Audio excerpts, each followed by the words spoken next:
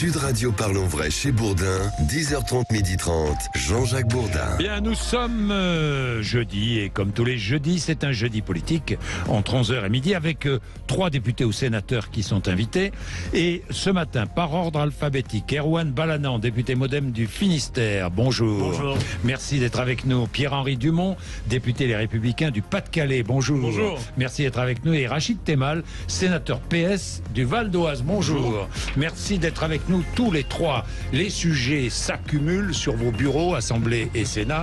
Vous parlez de tout en ce moment, l'écologie, les retraites, l'immigration, enfin bon, les sujets sont nombreux. L'énergie, on va commencer avec l'énergie. Pourquoi ? Parce que les dernières informations concernent l'énergie. D'abord RTE qui nous dit qu'il n'y aura pas de coupure d'électricité en décembre pour les fêtes. RTE qui nous dit aussi, attention, il y a encore des risques qui persistent pour le mois de janvier. Est-ce qu'on a affolé un peu trop vite les populations? Ma première question, qui veut commencer? Bah tiens, Erwan Balanant. Non, on n'a pas affolé. On met en place ce qui manque dans notre pays, c'est-à-dire la culture du risque. Oui. Apprendre qu'il y a des risques, les prévoir, et puis informer et prévenir la façon dont on peut s'en sortir quand il y a un risque. Après, des coupures de courant, RTE nous dit qu'il n'y en aura pas. Oui. Tout est fait pour qu'il n'y en ait pas, mais il faut quand même prendre la possibilité qu'il y en a. D'ailleurs, ça me fait parfois un peu sourire parce que quand on habite dans la campagne, ça arrive. On est habitué. Ça arrive. Ça, c'est vrai. Et on sait faire. Ça, c'est vrai. Mais c'est mieux qu'on ne les fasse pas, c'est sûr. Bon, d'accord. Mais enfin, il y a quand même eu peut-être une communication anxiogène, non? Non, c'est la culture du risque qu'on ne sait pas faire en France. Bon. Dire qu'il y a un risque, il faut le faire. Moi, j'habite dans une ville où il y a un risque inondation. Oui. Et on a appris à faire avec. Et on a appris à faire des exercices. Et on a appris à se dire tous les ans, il y aura une inondation. Mais tous les ans, il n'y a pas d'inondation. Et c'est exactement la même démarche. Bien. Vous êtes d'accord, Pierre-Henri Dumont? Non, pas du tout, parce qu'en fait, là... Je suis étonné. Ce qui se passe, c'est quoi? Jamais d'accord avec moi. Non, mais quand Erwan Balanant dit il y a un risque d'inondation, pardon, mais c'est une catastrophe naturelle. Oui. Le fait qu'il n'y ait pas d'électricité en France, ou qu'il y ait des risques de pénurie d'électricité en France, c'est pas une catastrophe naturelle. C'est la suite de conséquences de décisions politiques. Géopolitiques, peut-être. Non, politiques qui ont été prises. Géopolitiques. Non, politiques. Et cette conséquence de décisions politiques, c'est quoi? C'est le frein qui a été mis au développement du nucléaire sous François Hollande, sous Emmanuel Macron. Je rappelle, Erwan Balanant, que vous avez voté, vous, majorité, lors du précédent quinquennat, une loi qui est toujours la loi actuellement en vigueur et qui impose de fermer 14 réacteurs nucléaires aujourd'hui. C'est vous, c'est votre majorité qui avez fermé les 2 réacteurs de Fessenheim qui pouvaient parfaitement continuer. Donc vous avez pris des décisions qui sont des décisions politiques à la suite du gouvernement qui était celui de François Hollande et des décisions de Ségolène Royal. Vous êtes inscrit dans cette même lignée, dans cette même logique, et c'est aussi en grande partie à cause de ça qu'aujourd'hui, il y a eu cette communication anxiogène qui a été faite par les lampistes de RTE pour permettre au président de la République, Emmanuel Macron, de faire fuiter dans la presse. C'est pas très sympathique c'est pour les gens qui travaillent. C'est la réalité. C'est la réalité. Et Emmanuel Macron a montré. Donc c'est volontaire pour vous? Mais c'est évidemment volontaire. Vous pensez que les propos, c'est pas RTE d'ailleurs, hein. C'est Enedis. C'est le porte-parole d'Enedis. Peu importe. C'est le porte-parole d'Enedis. Vous pensez que c'était volontaire? Mais c'était volontaire pour le président de la République derrière puisse dire regardez, c'est quand même merveilleux. Moi, je m'exonère de tout truc. J'ai montré les muscles. J'ai dit il n'y aura pas de coupure. Et s'il n'y a pas de coupure, on dira bravo, monsieur le président de la République, alors que c'est lui qui en est la cause principale. Bon, je pense qu'il faut un peu raison garder. Il y a plusieurs choses ce débat-là. D'abord, sur le fait qu'il y a un plan. Moi, je trouve que c'est une bonne chose. Effectivement, il faut y travailler. Après, je crois que le symbole de la doudoune de tous les ministres, etc., il faut aller un peu plus sérieusement sur le plan. Et que le plan aujourd'hui pose des problèmes, parce qu'on voit qu'il y a même parfois des cliniques ou autres qui sont fermées. Et on a des problèmes. Donc moi, je suis pour créer un plan, sauf que celui-là n'est pas efficace, et c'est surtout les Français qui ont agi plus que le plan. Mais pourquoi pas? Après, comme certains reviennent sur l'histoire, je crois qu'il faut aussi se rappeler, le premier qui a démembré EDF et qui a créé toutes ces conséquences chaînes, c'est Nicolas Sarkozy. Donc c'est bien d'aller pointer chacun dans son truc, mais quand on monte au cocotier, comme dit l'expression, il faut s'assurer. On a toujours défendu le nucléaire. Mais moi je vous écoutais. Pardon, je vous écoutais. Attendez, écoutez un peu. Je sais que ça vous fait du mal. Je sais que ça vous fait du mal. Mais il a du mal à entendre. Il a du mal. Voilà. Donc plus sérieusement, je rappelle que, vous pouvez dire ce que vous voulez, le Parti socialiste est pour le nucléaire, Donc il n'y a pas de sujet là-dessus. C'est pas vrai, mais c'est absolument ce que vous dites faux. est faux. Mais non, mais Par ça, contre, le premier cas, la nuque ne l'est pas, quoi. Mais moi, je vous parle du port socialiste. Ah oui, d'accord. C'est vous, lors du D'accord. président quinquennat, qui avez voulu fermer Fessenheim. Non, mais ça n'a rien à voir. Ça n'a rien à voir. Attendez. Nous travaillons aussi comme les autres sur les prochains nucléaires. On va pas revenir sur Juste un mot, Fessenheim. mais d'un mot quand même. Allez-y, Encore une fois, Rachid Temal. celui qui a démembré EDF et qui a conduit à tout cela au point de départ, il s'appelle Sarkozy. Mais peu importe, c'est pas la question. Donc, depuis 30 ans, il y a cette question-là. Je pense qu'il faut faire à la fois et du nucléaire et de l'énergie renouvelable. Alors c'est moi, ça qu'il faut porter. je voudrais Et quand à même, partir de là, il faut que le plan du gouvernement aujourd'hui soit au moins dans les effets d'annonce. Mais effectivement, il faut que dans notre pays, culturellement, on change la question des risques. Bien, alors il y a des réalités, je voudrais rappeler les choses. Ça fait des années, effectivement, qu'il y a débat autour du nucléaire et des énergies renouvelables. Et puis tout à coup, la réalité s'impose. Aujourd'hui, la réalité, quelle est-elle ? Elle est que nous importons de l'électricité aujourd'hui, et notamment d'Allemagne, et que ça coûte, hier, les chiffres étaient donnés, et ici même, 6 millions d'euros l'heure. Aujourd'hui, l'État paie 6 millions d'euros l'heure pour importer de l'électricité. Bon, c'est beaucoup. Hein, vous en convenez, c'est beaucoup. Aujourd'hui, à court terme, alors à moyen terme, il y a ce débat, on va développer, Emmanuel Macron a changé de direction, aujourd'hui on va développer le nucléaire, on va aussi développer les énergies renouvelables, mais le débat immédiat, c'est qu'on risque de manquer d'électricité. Dans l'urgence, quelle est la solution ? Là, dans l'urgence. Le très court terme, il y a la remise en route d'un certain nombre de réacteurs. Là, et j'invite les Français à regarder, il y a des sites où on peut voir l'état de chacun des réacteurs. Tous les jours, ça s'améliore. Et effectivement, on voit la différence. Mais pas pour cet hiver. Le delta. Là, en ce moment, tous les jours, ça s'améliore. Ça va pas produire plus. Et le delta que l'on a, effectivement, entre ce qu'on importe... C'est le delta entre notre capacité nucléaire optimale et voilà. Et auparavant, on n'importait pas d'électricité. Aujourd'hui, on importe de l'électricité. La réalité, elle est là. Oui, mais il y a plusieurs. Il y a des situations conjoncturelles. Il y avait des réacteurs qui étaient en maintenance. On a découvert des problèmes qu'il faut régler. On est sur du nucléaire quand même. C'est une affaire sérieuse. Donc moi, j'entends bien les républicains. Ils ont qu'un mot à la bouche. Fessenheim. Enfin, on va pas. Fessenheim, ça représente, je crois, 1,5% ou 2%. C'était deux réacteurs. Enfin bon, voilà, ça les fait vivre. Mais sauf que sur le sujet, il faut être sérieux. Et le sujet, il est sérieux. Il y a des études qui ont été faites. Il faut 50% de renouvelables, 50% de nucléaire. Allons-y. Et c'est le sens de ce qu'on est en train de faire en ce moment avec la loi ENR pour la partie renouvelable. Et on aura un texte sur le nucléaire qui va arriver. Ce qui est intéressant, intéressant sur la question du renouvelable qui a été évoqué par Erwan Balanant et par la majorité, c'est que si on suit le scénario qui a été présenté de 50% de renouvelables et 50% de nucléaire, si on veut atteindre les 50% de renouvelables avec la logique qui est celle de l'éolien et du quasi tout éolien qui est mis en place aujourd'hui, ça veut dire qu'il faudrait couvrir un département. Je termine. Il faudrait couvrir l'ensemble de la superficie d'un département français. C'est-à-dire que 1% de la superficie de la France métropolitaine doit être couverte en éolienne si on veut atteindre les 50% d'énergie renouvelable. Donc c'est ça, c'est infaisable. C'est infaisable. Et aujourd'hui, je vais aller plus loin dans le débat. Mais plus personne ne les deux de droite. Ah bon, parce qu'il y a Erwan Balanant. Je suis pas de droite. Alors vous avez un vrai problème. Bon, vérifiez bien où est M. Bayrou. Ça vous aidera à donner où vous êtes. Non, mais d'abord, sur le débat qu'on a actuellement, on voit bien que d'ailleurs le gouvernement fait une faute manifeste. C'est qu'on a, nous, un débat sur les ENR, on l'a fait au Sénat, puis plus tard un débat sur le nucléaire. Si on est sur une question de politique énergétique française, il faut un vrai débat qui englobe l'ensemble des questions. Et d'ailleurs, nous, au Sénat, nous avons dû améliorer sensiblement le texte, et il n'y a plus cette histoire d'un département, parce que justement, ce que proposait le gouvernement n'était pas à la hauteur des enjeux. Donc il faut mener un débat global. Alors concrètement... Et moi, je le redis, nous sommes pour le nucléaire, parce qu'effectivement, c'est l'énergie qui est décarbonée, et aussi pour le développement des énergies renouvelables, parce que je crois que c'est ça qu'il faut faire ensemble. Les deux, on est bien d'accord. Sauf qu'aujourd'hui, le nucléaire, ça prend beaucoup de temps, vous le savez, et les énergies renouvelables aussi. Pourquoi ?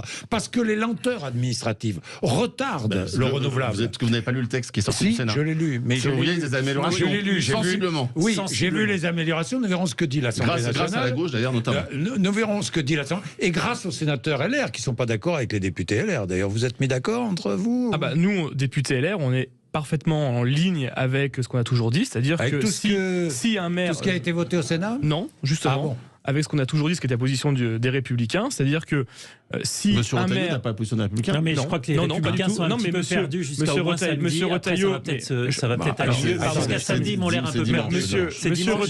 Monsieur Retailleau, les sénateurs, les Républicains, ont dû céder aux centristes au Sénat dans leur accord et dans leur alliance au Sénat, et donc refusé d'inscrire dans le texte, et on fait voter donc ce texte, ce qui nous semblait absolument nécessaire et qu'on essaiera de remettre par voie d'amendement dans le texte sur les ENR, c'est-à-dire un droit de veto des maires à l'implantation d'éoliennes. Aujourd'hui, il peut y avoir des éoliennes qui sont implantées dans telle ou telle ville ou village de France sans l'accord des maires, contre l'avis du conseil municipal. C'est pas ce que dit la loi qu'on a votée au Sénat. Mais non, je suis pas d'accord. Non, c'est pas ce que dit le Sénat. Non, aujourd'hui, mais c'est pas ce qui a été voté, c'est pas ce qui a été voté au Sénat. Il y a des zones d'exclusion et qui peuvent outrepasser. Il y a la question de la concertation, il y a la question de la planification.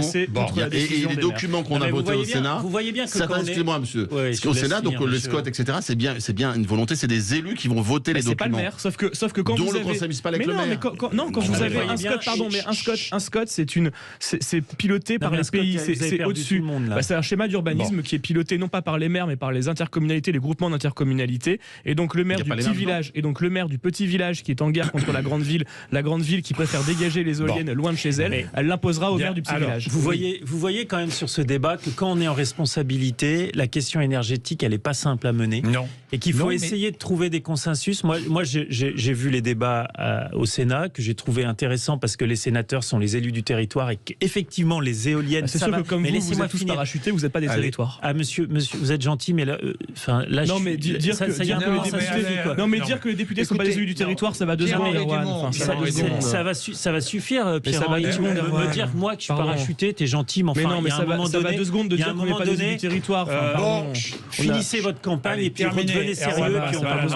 Et donc, quand on est sur les histoires d'énergie, il faut être sérieux.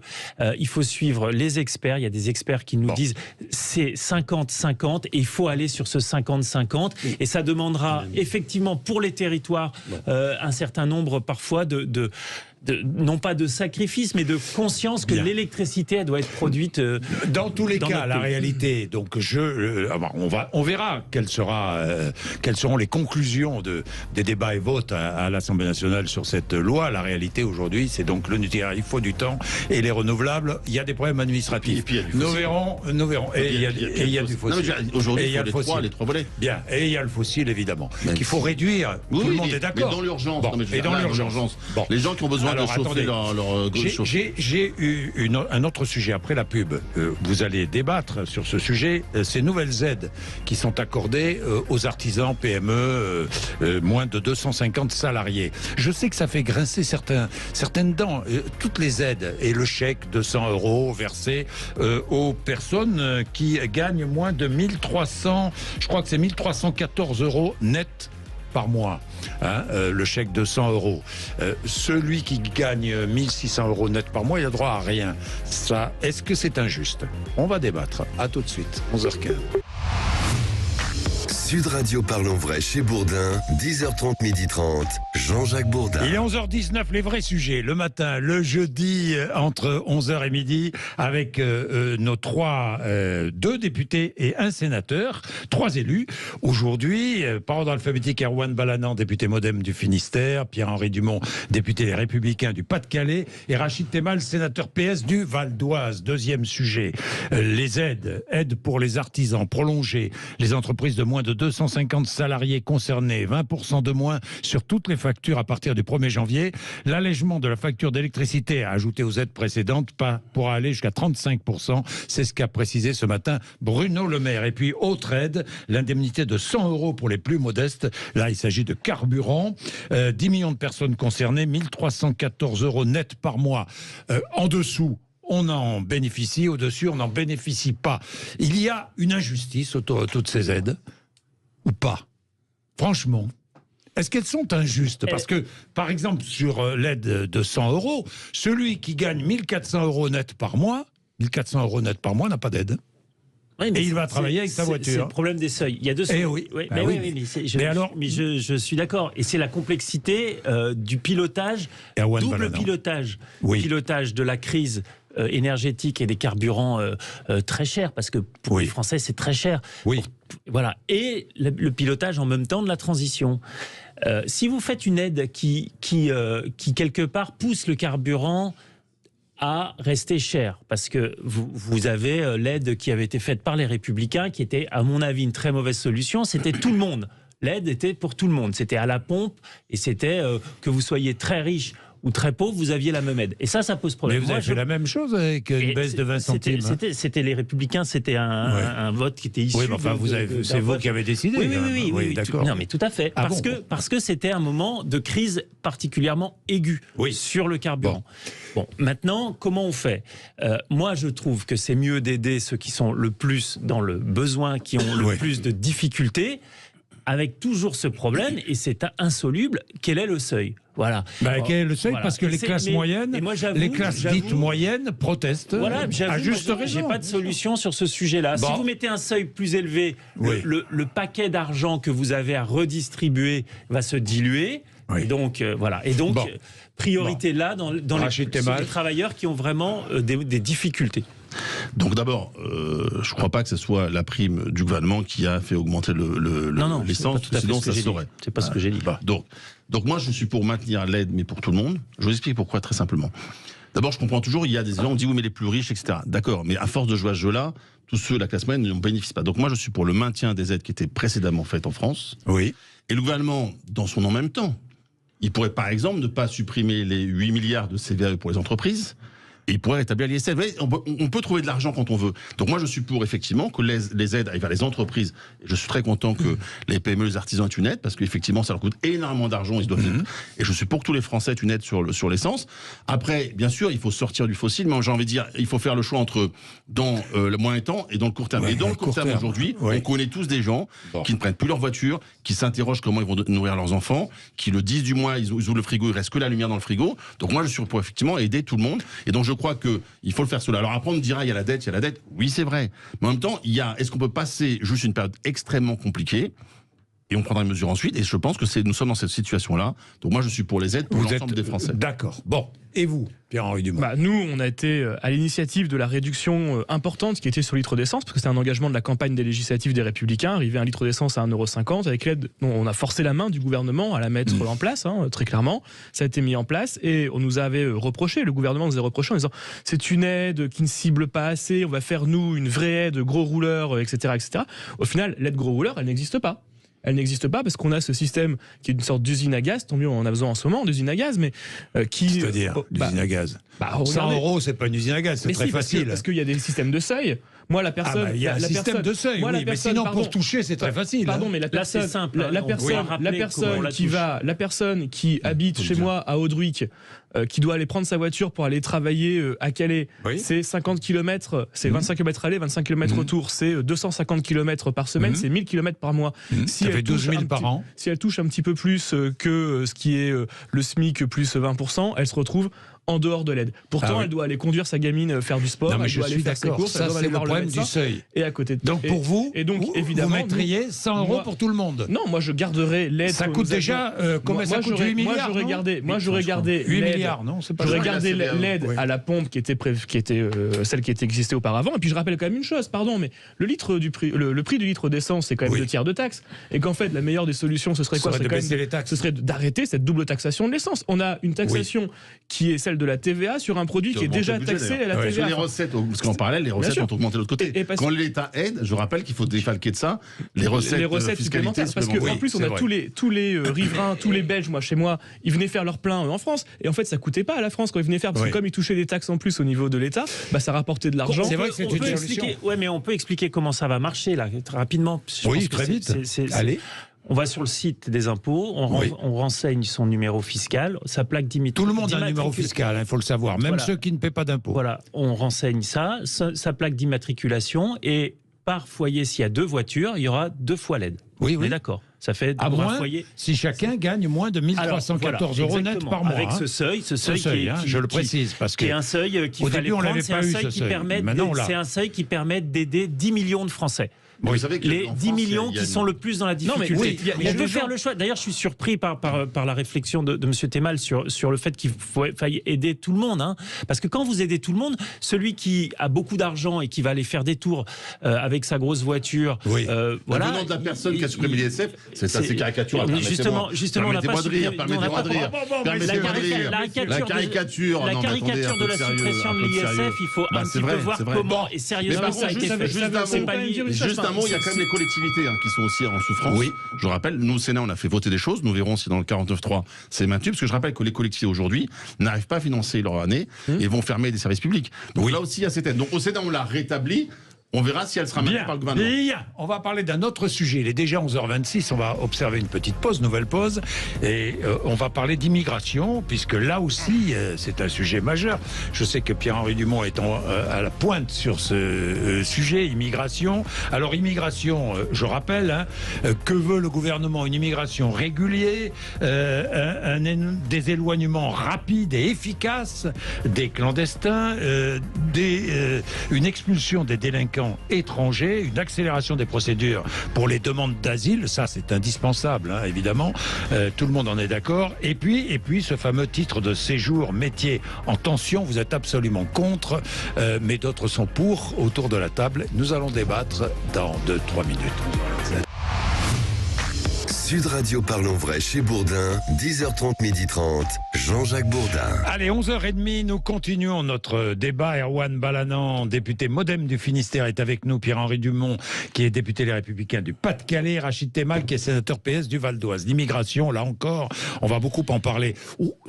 Pas avant, si j'ai bien compris, ce ne sera pas avant l'été à l'Assemblée nationale, le projet de loi Asile, immigration. Ça a été un peu retardé, il faut dire que vous avez beaucoup de boulot. Ça va commencer avec les sénateurs. Ça commence avec les sénateurs, oui. On n'a pas encore la date, mais normalement ça devrait être en mars, je crois. En mars au Sénat. D'accord. Voilà. Bon, alors quelle est la volonté du gouvernement? Fermeté, humanité, dit Elisabeth Borne. Immigration régulée, éloignement rapide et efficace des clandestins, expulsion des délinquants étrangers, accélération des procédures pour les demandes d'asile, et puis titre de séjour, métier en tension. Ce sont les grandes lignes annoncées par le gouvernement. Ça vous paraît un joli programme ou pas? Ça vous paraît indispensable, nécessaire? Rachid Temal, vous voteriez ces intentions-là? D'abord, il faudra savoir ce qu'il y a dedans. D'abord, on est bien d'accord. En France, on vote une loi sur l'immigration ces 30 dernières années. Oui. Une loi sur l'immigration tous les 18 mois. Oui. Donc on n'a pas le temps d'appliquer une loi qu'on en vote déjà une autre. Déjà, il faudrait peut-être première chose. Deuxième chose, il faut que chacun accepte que notre pays, c'est son histoire, est un pays d'immigration. Tout à fait. Je pense qu'il faut se le redire parce qu'il y a ceux qui faisaient à l'extrême droite qui parlent d'une France fantasmée qui n'a jamais existé. Dans notre grand pays, c'est construit par l'immigration, même par l'évolution de ses frontières. Je le rappelle, comme ça, il faut que tout le monde l'ait bien en tête. Ensuite, tout pays a le droit de contrôler celles et ceux qui peuvent rentrer et qui demeurent sur le devoir même. Oui. Donc ça, c'est oui. À partir de là, moi, sur par exemple les intentions à ce stade, c'est compliqué de dire ce qu'on va voter ou pas voter. Évidemment. Mais par exemple, il y a des choses, moi, je suis totalement favorable. D'abord, il faut se dire de quoi on parle, parce que dans l'immigration, il y a tout ça va être mélangé. Il y a asile, immigration, il y a l'asile. Il y a l'asile, oui. Qui répond lui à des règles internationales. Donc alors l'asile, accélération des procédures, c'est indispensable. Oui, mais accélération dès lors qu'on permette juste qu'il y ait une vraie enquête. Parce que, en même temps, vous savez, quand quelqu'un vous dit j'ai été violé, agressé, etc., il faut en prendre le temps. Donc ça, c'est une vraie question. Et que des recours. Si cela est fait, moi, j'ai pas de problème avec là. Bon. Et ça suppose, excusez-moi, on a su le faire avec les Ukrainiens, pas avec les autres. Je rappelle que les Ukrainiens de notre pays ont pu travailler dès le début, etc., etc. Oui. Donc ils sont bien accueillis. Voilà, contrairement aux autres. Il faut un régime qui soit le même pour tous, c'est-à-dire bien accueilli. Et après, quand les gens ont été jusqu'au bout, ils ont effectivement l'asile, ils restent en France, s'ils n'ont pas l'asile, ils doivent partir de France. Ça vous choque d'ailleurs que les Ukrainiens soient mieux accueillis que les autres réfugiés? Moi, je suis toujours par l'excellence. Moi, je veux que tous les réfugiés soient accueillis de la même façon. Bon. Non, je dis ça comme ça parce que c'est un débat que personne n'ouvre. C'est vrai. Moi, je suis pour que tout le monde l'alignement par le haut. Oui.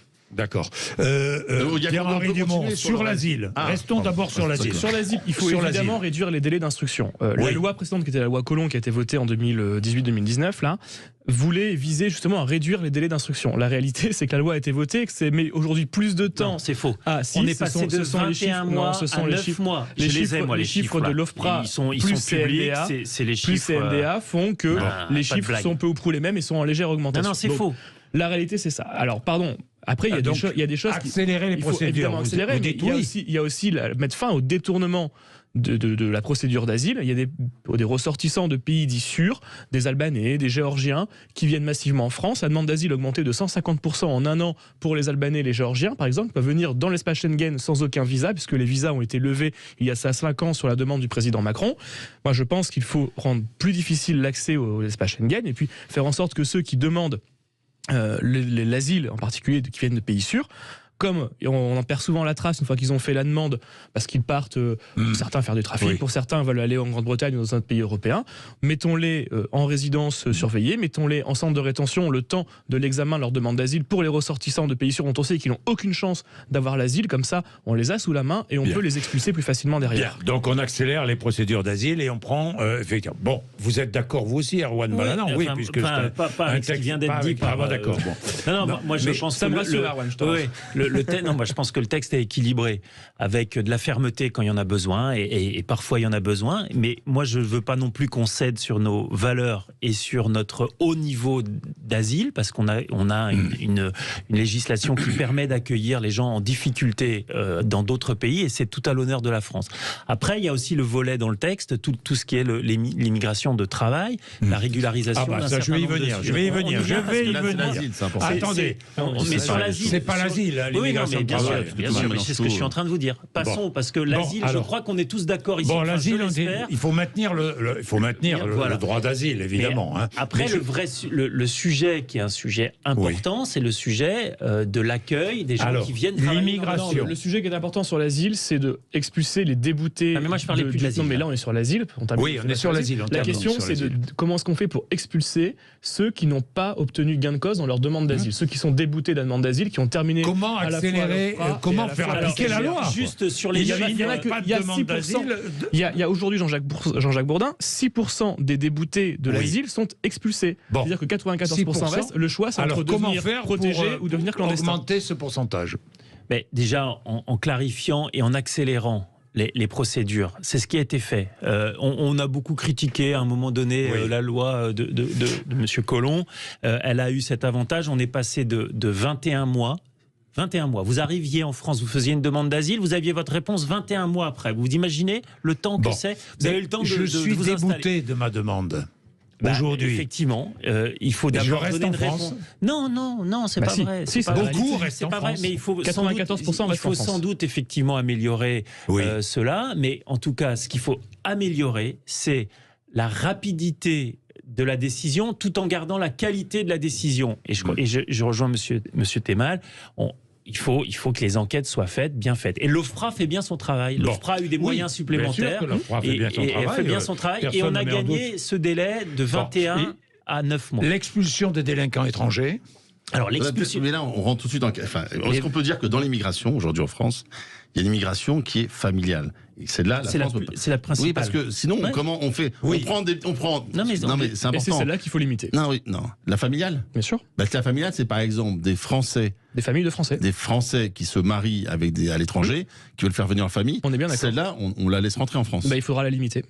C'est-à-dire que par exemple, un Français vivant aux États-Unis voulait que là-bas, il soit limité pour faire venir sa famille aux États-Unis. Un Français qui est par exemple qui vit en France, qui est issu d'une deuxième, troisième génération d'immigrés, Non, qui il va est se mar- français, il est français. Mais peu importe, Ouais, mais et il est qui va français. et qui va Il est se français. marier en Algérie, au Maroc, en Tunisie, Aux États-Unis. mais je prends moi l'exemple que je choisis, vous choisissez les États-Unis, choisir notre exemple, qui ramène sa femme ou son époux qui ne parle pas un mot de français aujourd'hui à un titre de séjour automatique. Ça doit être fin.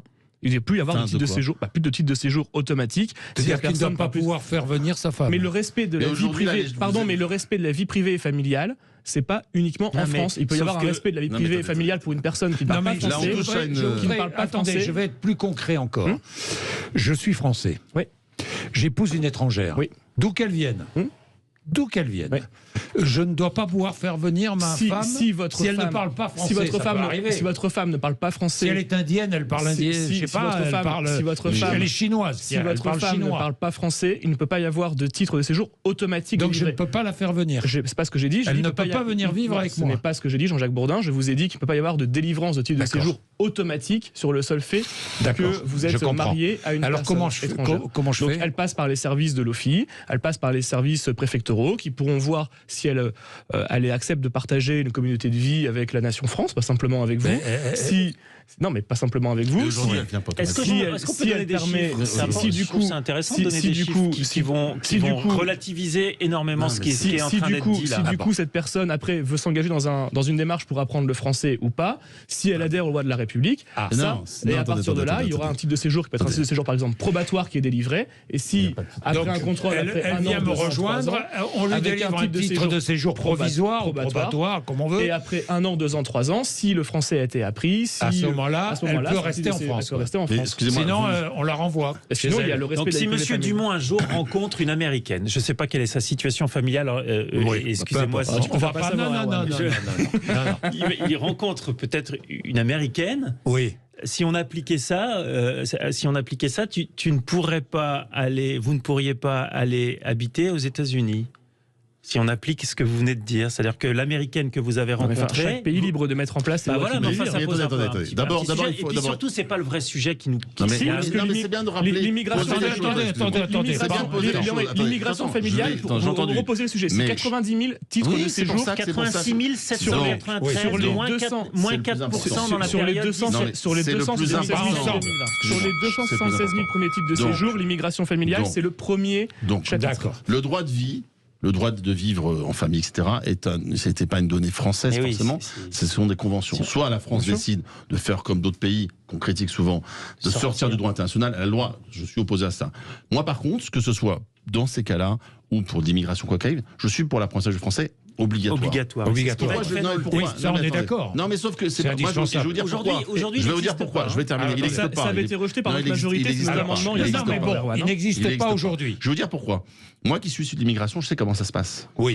C'est-à-dire que bien souvent dans les familles comme cela, c'est souvent un des premiers enfants, souvent d'ailleurs la plus grande des filles, qui fait de fait adulte avant l'heure, qui va se taper, qui apprend plus vite le français, qui va se taper toute l'administration. Je pense qu'il faut sortir, on sacrifie un enfant quasiment. Donc je pense qu'il faut en faire. Je ne dis pas que c'est une condition pour pouvoir venir. Je dis que c'est une obligation. Ça veut dire que l'État doit aussi se donner les moyens. Doit aussi donner les moyens de faire un vrai parcours d'intégration. Exactement. Et pas comme on le fait là pour démontrer que l'étranger. Non, mais là-dessus, c'est important parce que. Mais vous me parlez d'un texte qui n'en a pas encore vu la couleur. Oui, on n'a pas vu la couleur. On verra. Le texte, il y a eu des annonces. Les annonces faites par le ministre de l'Intérieur, ça va exactement dans ce sens. Jusqu'à maintenant, il y avait.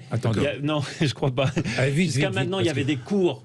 Mais l'examen n'était pas obligatoire. On va rendre l'examen obligatoire et donc ça réussit aussi. Et on va renforcer les moyens des associations qui donnent des cours. Pourquoi c'est important les associations. L'association. Non, mais c'est là où on renvoie. Moi je dis parce que les associations, j'en connais quelques-unes qui font un travail formidable. J'ai dit association, c'est peut-être. L'État assume. Oui, tout à fait. On est d'accord.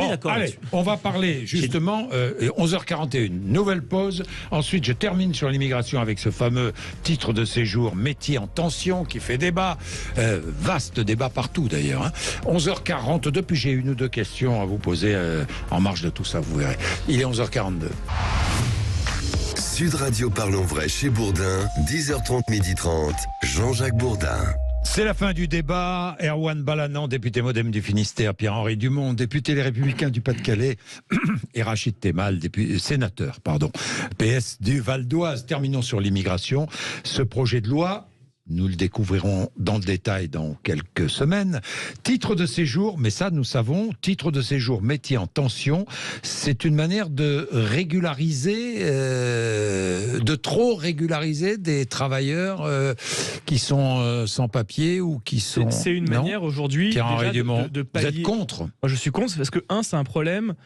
C'est un moyen de pallier un problème administratif qui est qu'il n'y a pas de rendez-vous dans les préfectures pour renouveler les titres de séjour, et donc on a des personnes qui sont légalement présentes en France, qui sont arrivées avec un titre de travail ou un titre familial, qui travaillent et qui du coup à l'expiration de leur titre de travail n'ont pas pu avoir de rendez-vous en préfecture et qui se retrouvent... Mais autant les régulariser ces personnes, non ? Cela, pardon, mais c'est un petit nombre dont il faut absolument traiter la situation, qu'il faut évidemment régulariser au plus vite, mais faire un processus de régularisation massive comme c'est prévu par le gouvernement. C'est pas massif, c'est dans les métiers en tension. Pardon, mais c'est ça que ça veut dire. Ça veut dire que toutes les personnes qui sont aujourd'hui dans certains métiers, en particulier dans la restauration, dans le BTP, dans l'industrie, tous ceux qui recrutent, aujourd'hui, il y a aussi une volonté de certains patrons, mais de faire des trappes à bas salaire en employant des personnes qui ne peuvent pas se plaindre beaucoup plus difficilement, qui sont payés juste au niveau du SMIC, et parce qu'il y a une non-volonté d'augmenter les conditions de travail. Je vais vous donner un petit exemple. Et je termine juste pour rappeler une chose, c'est que Boris Johnson, en 2019, avait, lors de sa candidature à la présidence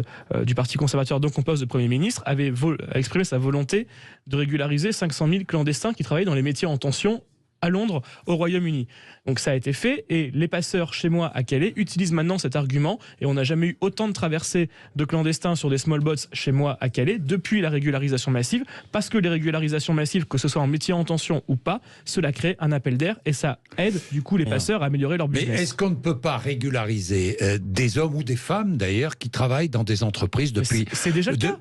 C'est déjà le cas. Aujourd'hui, la circulaire Valls, mais c'est 50 000 régularisations par an. Ça se fait au fil de l'eau et ça évite de donner des arguments. Je vais vous donner un exemple. Je lisais un reportage, je ne sais plus où, hier ou avant-hier, sur les chantiers des Jeux Olympiques de 2024, avec des salariés étrangers qui travaillent, salariés qui ne sont pas du tout salariés d'ailleurs, qui travaillent sur ces chantiers des Jeux Olympiques 2024, qui touchent, qui sont payés à la journée 80 € par jour, qui n'ont aucun droit, qui sont payés 80 €, qui n'ont aucun droit, qui peuvent être libérés du jour au lendemain, mais qui sont indispensables pour l'avancée de ces chantiers. Beaucoup sont là depuis longtemps et demandent au moins des papiers, une régularisation, une forme de régularisation. N'est-il pas logique? Ça permettrait d'éviter, parce qu'ils sont exploités. Ils sont exploités par des sous-traitants des Jeux, des grosses entreprises. Est-ce que ça ne permettrait pas de faire rentrer d'abord de l'argent dans les caisses de l'État et ensuite des cotisations sociales et ensuite humainement parlant, est-ce que ce serait pas mieux de les régulariser? Vous demandez à l'État de pallier ce qu'ont fait des patrons, qui sont des patrons qui ont dit on préfère payer aux lance-pierres. C'est scandaleux. On préfère payer aux lance-pierres des personnes sans protection sociale, utiliser des bonhommes qui après vont délivrer via Uber, Deliveroo, toutes les plateformes de repas à 2h du matin chez les gens. Enfin, c'est un modèle de société qui ne convient pas. Justement, il faut un modèle de société où les gens qui travaillent dans notre pays où il y a des besoins pour le BTP, pour la restauration, et il y a d'autres métiers qui sont aussi en tension, que ces gens-là puissent travailler dans des normes sociales, des normes qui sont les normes de notre pays. Et aujourd'hui, en restant comme dans cette situation, on fait effectivement, c'est là qu'on fait des trappes à bas salaire, et c'est là qu'on met des gens dans la difficulté, et c'est là que parfois on encourage le trafic aussi, d'être humain. Donner la possibilité à ces personnes... Et l'immigration, qu'on fait venir une main-d'œuvre qu'on paie pas cher au noir. Est-ce que vous savez attendez, parce que monsieur Dumont, vous avez bien parlé. Moi, je veux bien conclure. Vient parce que c'est une immigration qui est d'abord arrivée de façon légale en France, via des visas touristiques, via des titres de séjour familiaux, via des titres de séjour étudiants, et c'est pour ça qu'il faut largement diminuer le nombre d'entrées en France. Je peux conclure, c'est juste continuer notre modèle social français. Parce que mais vous avez 5,5 millions de chômeurs. Mais ils ne prennent pas le. Alors, mais là, rendez c'est un argument complètement. Rendez plus difficile. Non, mais ce travail-là, vous ne trouverez pas un Français pour faire ce travail-là. Transporter des sacs de ciment. Améliorer les conditions de travail. C'est même pas ça le sujet. Le sujet, c'est pas les conditions de travail. C'est pas ça le sujet. Le sujet, c'est tout simplement qu'il y a des métiers en tension avec des gens qui participent à la création de valeur en France aujourd'hui. Et donc, il faut les reconnaître et il faut faire en sorte que ça soit de la justice sociale. Mais vous avez une vision de l'immigration qui est parfaitement parce qu'on a beaucoup critiqué le Qatar. On a beaucoup critiqué le Qatar, mais pardon, on fait exactement la même chose. Exactement la même chose sur les chantiers. Pas tout à fait, mais pas loin. On y va. Pas loin. Allez-y. Non, mais d'abord, c'est une hypocrisie française. Exactement. C'est-à-dire tout le monde sait tout ça depuis très longtemps. D'ailleurs, je rappelle qu'historiquement, la question de l'immigration était au ministère des Affaires sociales et elle a ensuite passé à l'intérieur. Je dis ça parce que on voit bien que là, parce que moi je suis favorable sur le principe, mais je souhaite qu'il y ait d'abord des débats, des discussions avec les partenaires sociaux. Parce que je pense qu'il faut poser les choses très clairement. Il y a une question de droit, Mais il y a une question aussi de réalité. Il ne faudrait pas, effectivement, que les employeurs comme les salariés, il faut qu'à un moment qu'on soit d'accord que si on fait cela, il y a des questions de salaire, il y a des questions de protection sociale, le droit du travail. Et donc moi, je suis pour qu'on mette tout ça autour de la table. Parce que sinon, on fait semblant de dire, on règle le problème d'un point de vue administratif, mais par contre, ce que vous dites sur les conditions d'exploitation ne sont pas réglées. Donc moi, je suis pour qu'au préalable, et j'espère que ce sera le fait, qu'il y ait bien un travail chaque année avec l'ensemble de ces partenaires-là. Et je rajoute un élément, il ne faudrait pas non plus que ce soit pour quelques mois. C'est-à-dire, si on dit à quelqu'un, on vous régularise, alors il a une carte de résidence classique. Sinon, c'est très sympa. Tant que tu peux être là et qu'on a besoin de toi, et puis après, au revoir monsieur. Ça aussi, c'est un débat qu'il faut avoir. Bon, bien. Allez, je vais vous poser 2 questions d'actualité.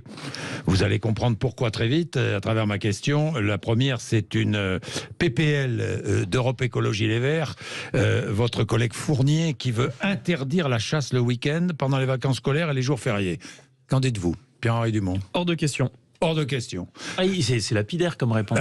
C'est hors de question. Hors de question. Pardon, mais la chasse, c'est un loisir qui est ancestral, qui est un gain de la Révolution française. Je vous rappelle que le fait que les citoyens de base peuvent chasser, c'est une des grandes victoires de la Révolution française. Pourquoi ? Parce qu'avant, il n'y avait que les nobles, il n'y avait que les seigneurs qui pouvaient chasser. Et la chasse à courre ? Et donc, c'est un épiphénomène, ça n'a pas d'importance. Non, mais vous êtes favorable à l'interdiction ? Moi, je suis défavorable à toute interdiction de toute chasse. Voilà, je pense qu'il faut laisser même la chasse à cour, laisser les chasseurs tranquilles. Bon. Ils peuvent le faire, la plupart travaillent, ils peuvent le faire que le week-end. Ils peuvent le faire que quand eux aussi ont du temps. C'est des périodes de chasse qui sont extrêmement restreintes. Vous avez vu ce qui s'est passé encore là ? Les périodes de chasse sont extrêmement restreintes. Les chasses sont indiquées. Avec une voiture qui roulait sur une petite route départementale, je crois que c'est dans l'Oise.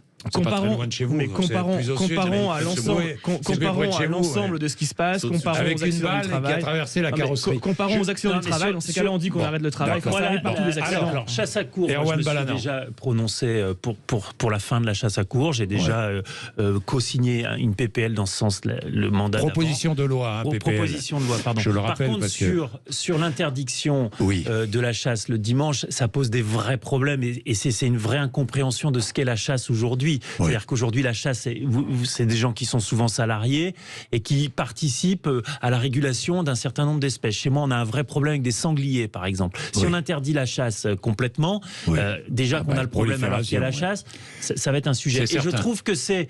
Moi qui suis pas un grand fan de la chasse, c'est pas ma passion, mais aujourd'hui on en a besoin et dire qu'on va l'interdire comme ça le dimanche, c'est un peu réducteur et c'est un peu facile. Vous êtes tous les 3 élus de territoire. Moi, je pense que c'est une mauvaise réponse à une vraie question. Voilà, exactement. Et la vraie question, c'est effectivement comment on fait cohabiter. Moi, je ne chasse pas, mais je fais du vélo, donc on peut croiser aussi des chasseurs. Non, après, c'est vrai que la cohabitation dans un département comme le mien, comme ailleurs, est une vraie question. Donc, je pense qu'il faut plutôt se mettre autour d'une table et trouver des solutions plutôt que commencer à mettre des coups de... Dernière question. Il a failli y avoir une alliance LFI-RN, mais ça n'a pas marché au dernier moment. LFI a reculé. La réintégration des soignants non vaccinés. Avec la recrudescence du Covid, que faut-il faire ? Oui ou non ? Déjà, ce qui a été fait est une faute.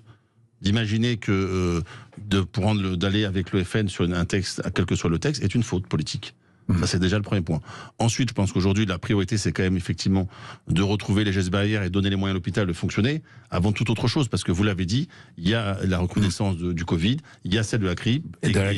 Et voilà. Donc, je pense que c'est surtout ça. Donc, partons pas dans des faux débats. Le vrai débat du moment, c'est comment l'hôpital... Donc, on ne réintègre pas.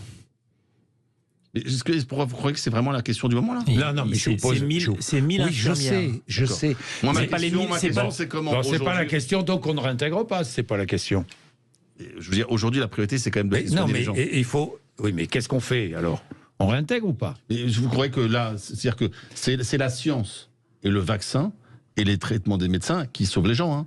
Oui. Donc on ne réintègre pas alors. Là, n'ayez pas de fausse pudeur. On ne réintègre pas. Moi je le dis parce que ça pose une question scientifique et une question éthique. Sur la scientifique, moi je suis pour la science, je suis pour le vaccin. Bien sûr, on a voté au Sénat tout ça. Je suis pour la réintégration à partir du moment où il n'y a pas de vaccination obligatoire qui est demandée au reste de la population. Les médecins, les infirmiers ont des obligations éthiques. Enfin nous on était pour l'obligation de le vacciner. Moi je vous le dis, j'étais pour l'obligation vaccinale pour certaines parties de la population, mais à partir du moment où les obligations sont levées, à partir du moment où il n'y a pas besoin de passe sanitaire pour entrer, à partir du moment où on considère que le Covid, il faut le gérer, que c'est une maladie qui va venir quasiment du quotidien, revenir tous les ans, il n'y a plus aujourd'hui de logique à ne pas réintégrer les soignants. Il y avait une logique à ne pas à les exclure pendant un temps donné, qui était la période où il y avait... même si ces soignants risquent de contracter le Covid à l'hôpital, par exemple, et de se retrouver avec un Covid grave, un Covid long, et de se retrouver une nouvelle fois... Dans ces cas-là, imposons le vaccin partout, pour tout le monde. Mais il y a des vaccins qui ne sont pas imposés à la population. Attendez. La question se pose du moment... moi j'aimerais bien... Il y a un nouveau pic, ce qui est assez surprenant. Je sais bien compris que la présidentielle peut être élevée avec la présidentielle, mais au moment où nous sommes là, il y a 1 an, il y a 2 ans, nous aurions pris des mesures. Aujourd'hui, plus personne n'en parle. Moi, mon sujet, c'est pour ça que je dis, il faut le prendre dans le bon sens. Il y a une recrudescence. Quelles sont les mesures qu'on pose aujourd'hui sur la table ? Moi, je ne fais que répondre à la question qu'est celle de Jean-Jacques Bourdin, je veux dire pour ou contre la réintégration des soignants. Mais ça la majorité du groupe républicain. Aujourd'hui, on n'a pas d'obligation vaccinale de l'hépatite de toute la population. Les soignants ont une obligation de vaccinale sur l'hépatite et ça n'a pas posé de problème. Donc il faut être sérieux. Bien. Merci messieurs, merci d'être venus débattre ce matin. Jeudi politique, tous les jeudis, débat avec des sénateurs et des députés qui viennent nous voir et on parle de l'actualité. Et c'est très agréable, évidemment. Vous réagissez, vous écoutez, je le sais. 0826 300 300 11h58.